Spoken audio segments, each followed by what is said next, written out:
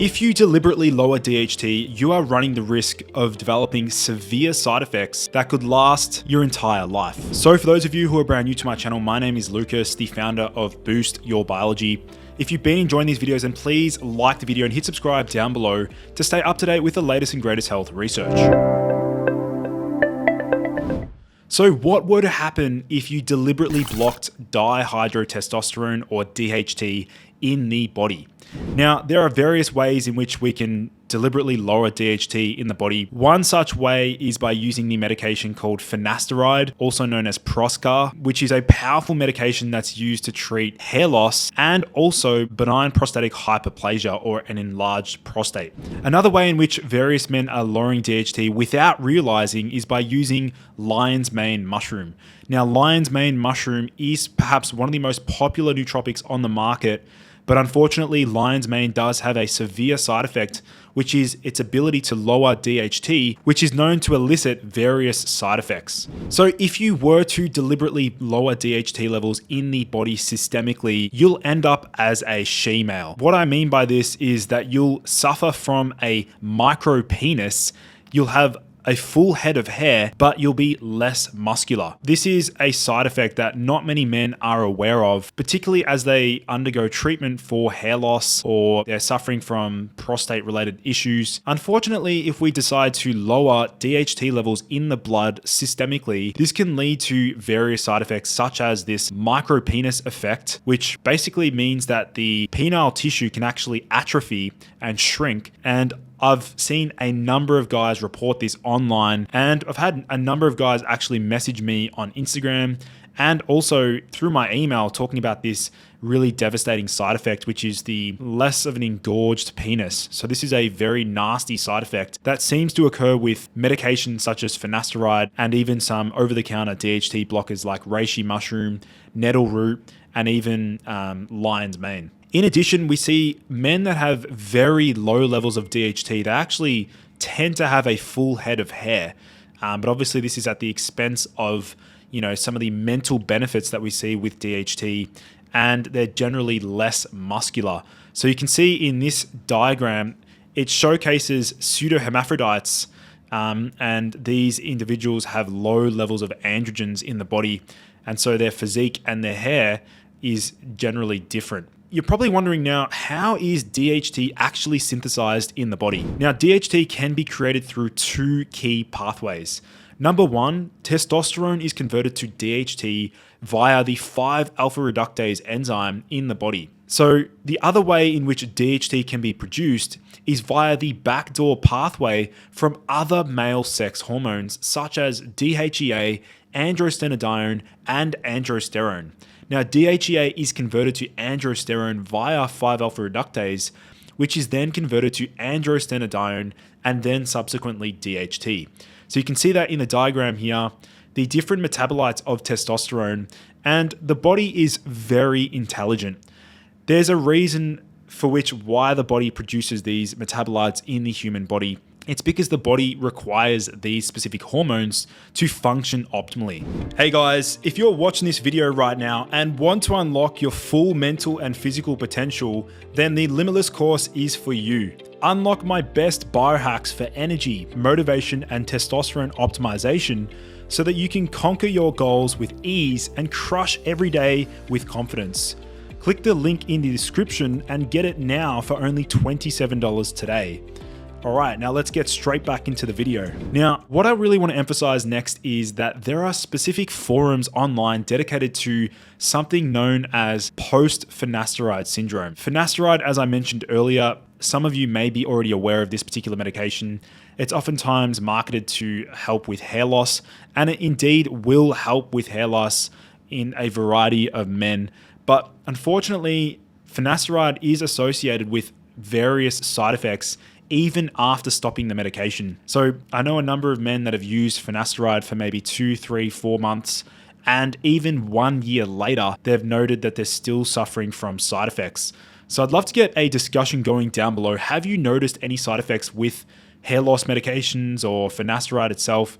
If you have, leave a comment down below. Let's get a discussion going. Now, the propitiahelp.com is a forum that has been developed for post-finasteride syndrome, which is basically a collective group of men that suffer from side effects associated with finasteride. So here are some quick facts about DHT that you probably weren't aware of. DHT is 2.5 to 10 times more potent than testosterone, and here's why.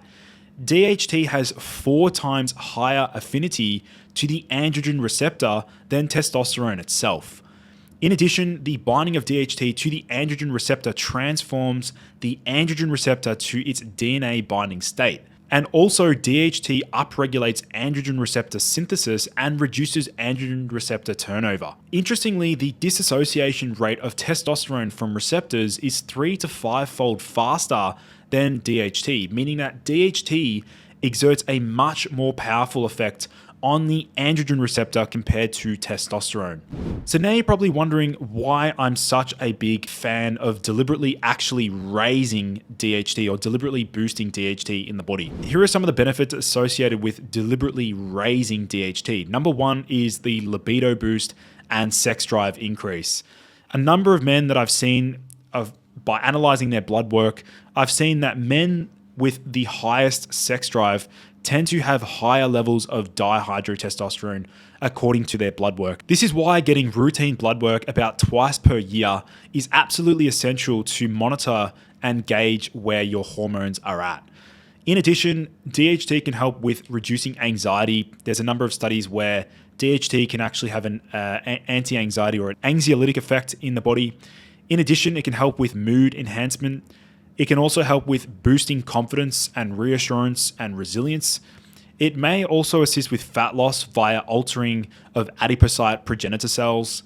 It also lowers cortisol indirectly, and so that's helping with stress resilience. And it also blocks the effects of estrogen. So now, how do we actually boost DHT levels? Now, number one is by consuming the food sorghum.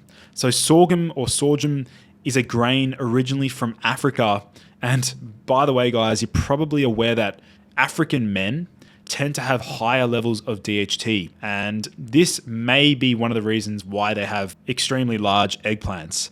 In addition, we can see that sorghum is shown to raise DHT levels, and that's by upregulating 5-alpha reductase enzyme. Now, that is why sorghum, both in its grain form or perhaps as a syrup, can be a useful option to raise DHT. So we can see the 5-alpha reductase activity of essential fatty acids, pharmacological agents, and rice, safflower, and sorghum extracts and respective fractions. We can see that the sorghum actually led to an increase in DHT. The next DHT booster is actually drinking coffee. Now, coffee has been shown to raise DHT levels. In fact, regular coffee consumption boosts testosterone and DHT levels, and caffeine supplementation at doses of 2 to 4 milligrams per kilogram per day is able to boost DHT by 57%. Now, the dose would be 160 milligrams to around 320 milligrams per day for an 80 kilogram male, which is easily obtainable with 3 cups of coffee a day or 1 to 2 double espressos. Here are some other supplements that have been shown to raise DHT. Number one is glycine at a dosage of around 3,000 milligrams. Creatine, we're looking at 25 grams per day for 7 days, then 5 grams maintenance. Or you can use the newer form of creatine, the creatine, which I've spoken about on my channel. The next supplement is Tribulus terrestris. The next one is Cistanche extract. Vitamin B1 in high doses, we're looking at around 400 milligrams. And that is because it assists with that NADPH pathway, which is useful in creating DHT. Here are some other drugs that are known to raise DHT. Interestingly, nicotine, which is an alkaloid, that actually has been shown to raise DHT. But again, I'm not a big fan of smoking or vaping, since these methods of increasing nicotine intake is actually harmful and can cause major health consequences. So nicotine, usually in patch form, is what I've used in the past to raise DHT. And the next one is valproate, which is an epilepsy drug, but that's not usually recommended. Now, interestingly, some research on DHT and its association with prostate cancer. In this study, this actually raises serious doubts about the so-called androgen hypothesis of prostate cancer. Now, the study found that androgen levels, and especially DHT, are drastically 90% lower in prostate cancer than in people with benign prostatic hyperplasia. In fact, 1 out of 3 of the prostate cancer patients included in the study had undetectable DHT levels in their prostates. So that is crazy to see that. Is DHT the major driver of prostate cancer, or are there other hormones and other variables that could be contributing more so to the growth and development of prostate cancer? Now, here are a list of DHT blockers that you need to be aware of. Number 1 is soy products. Number 2, we have green tea. We have pumpkin seed oil. We have sulforaphane, which is broccoli sprouts. Next, we have flavonoids in large doses. We have black pepper, rosemary, Panax ginseng, beta-sitosterol, azelaic acid, reishi mushroom, saw palmetto, pesticides, DIM, or diindolylmethane, lignans such as flax seeds, and this is credit to Men Elite for curating this list. So there are a range of DHT blockers that men really should be careful of monitoring their intake. So here's what I noticed when I was young when I deliberately tried to lower DHT. Now, I remember utilizing a range of natural DHT blockers because I was paranoid about some of the side effects associated with high DHT. And I noticed a range of side effects, particularly from supplements like saw palmetto, reishi mushroom, lion's mane. Unfortunately, they actually led to serious sexual side effects. I noticed a massive reduction in libido. I no longer was waking up with morning wood, and I was feeling less confident overall. And that was when I lost respect for deliberately lowering DHT. And you can see online a number of men also reporting severe side effects with deliberately lowering DHT. So this is an absolute necessity for men to be aware of, and this is a public service announcement just to be careful if you're deciding to deliberately lower DHT using an oral medication. So that pretty much wraps up today's video, guys. Thanks so much for tuning in. I look forward to seeing you in the next video.